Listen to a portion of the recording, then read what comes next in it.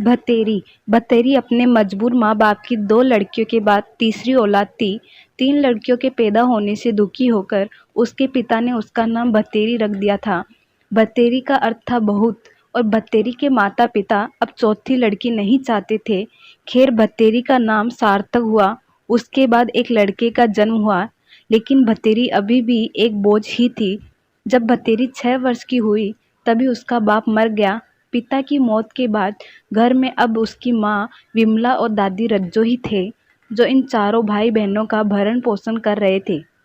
भतेरी की दादी रज्जो को आज भी बेटे की मौत से ज़्यादा दुख ये था कि भतेरी का बाप अपने पीछे तीन तीन लड़कियों को छोड़ गया था। वो अक्सर कहा करती थी, खुद तो मुक्ति पा ली, अब पता नहीं मेरी बुलाव कद होगी, कद भगवान इन नरकों से मुझे मुक्ति देगा। भतेरी ने लड़की होने के कारण अपनी पूरी जिंदगी अपने परिवार के घृणा और दुत्कार ही सही। पति की मौत के बाद भतेरी की माँ विमला भी भाव शून्य हो गई थी। उसे भी अब अपनी तीनों बेटियां जिम्मेदारी नहीं, बोझ ही दिखाई देती थी। जब भतेरी 12 वर्ष की हुई तो उसे ब्लड कैंसर हो गया। डॉक्टर ने बताया कि काफ़ी रुपया भी लगेगा और परिवार में से ही किसी को अपना किडनी देना पड़ेगा। डॉक्टर ने साफ कहा था कि देने वाले की जान को कोई खतरा नहीं होगा।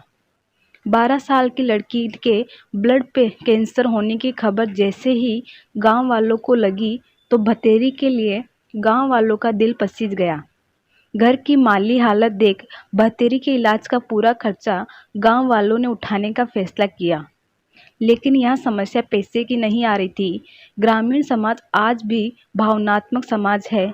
कई व्यक्ति थे जो भतेरी के इलाज के लिए पैसा खर्च करने को तैयार थे, लेकिन इस बोझ के लिए परिवार में कोई भी अपने शरीर का मज्जा देने को तैयार नहीं था। भतेरी की 65 वर्षीय दादी को भी आज अपनी जिंदगी के बचे हुए कुछ वर्ष भतेरी की जिंदगी से ज़्यादा कीमती लगे। वो लड़की थी, इसलिए उसके परिवार के लिए उसकी जिंदगी बोझ थी। अपनी बीमारी से घुटती भतेरी आज मर चुकी थी। घर पर काफ़ी लोग जमा थे। सब भतेरी की माँ और दादी को ठाटस बंधा रहे थे और उनकी गरीबी को कोस रहे थे। आज मृत भतेरी का चेहरा शांत था।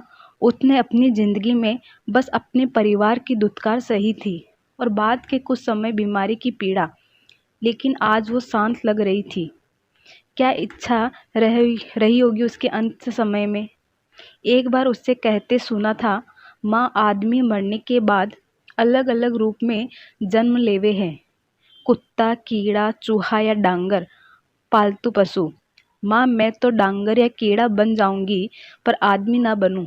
देखिए, जानवरों को तो पता ही ना होता उनकी औलाद में कौन सा लड़का कौन सी लड़की। आदमियों को ही पता हो यो फर्क तो बस। उसका बाल सुलभ मन मानव की इस वृत्ति का प्रतिकार नहीं कर सकता था, लेकिन जिंदगी भर जो घृणा उसने अपने प्रति देखी थी उसे वह जरूर महसूस कर सकती थी। शायद भगवान उसकी अंतिम इच्छा पूरी कर देगा, उसे मानव नहीं पशु योनि में जन्म देगा।